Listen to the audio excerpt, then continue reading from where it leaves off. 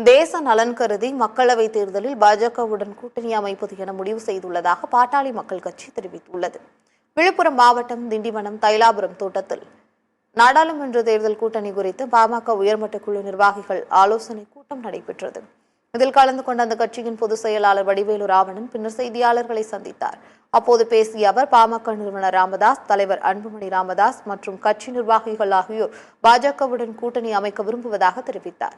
இதன் காரணமாக வரும் நாடாளுமன்ற தேர்தலில் பாட்டாளி மக்கள் கட்சி பாஜகவுடன் கூட்டணி அமைக்க முடிவு செய்துள்ளதாகவும் அவர் உறுதியாக தெரிவித்துள்ளார்.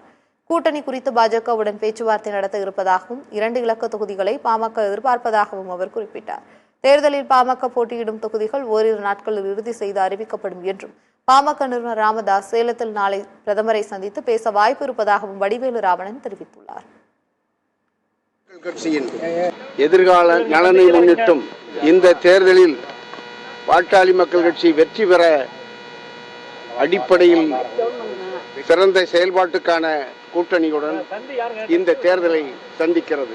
பாட்டாளி மக்கள் கட்சி நடைபெறவிருக்கிற இந்த நாடாளுமன்ற தேர்தலிலே பாரதிய ஜனதா கட்சியுடன் கூட்டணி வைத்துக் கொள்வது என முடிவு செய்திருக்கிறது.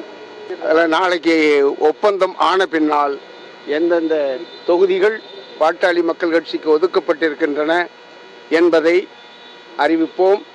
தமிழகத்திற்கு வருகிற தலைமை அமைச்சரை எங்களுடைய தலைவர் அன்புமணி அவர்கள் சந்திக்கக்கூடும் என்று நாங்கள் எதிர்பார்க்கிறோம்.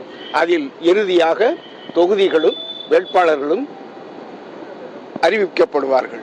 எங்களுக்கு பாரதிய ஜனதா கட்சியுடன் கூட்டணி வைப்பது பயனுள்ளதாகவும் கட்சியின் எதிர்கால நலன்களுக்கு உகந்த வகையிலும் அமையும் என்று நாங்கள் நம்புகிறோம்.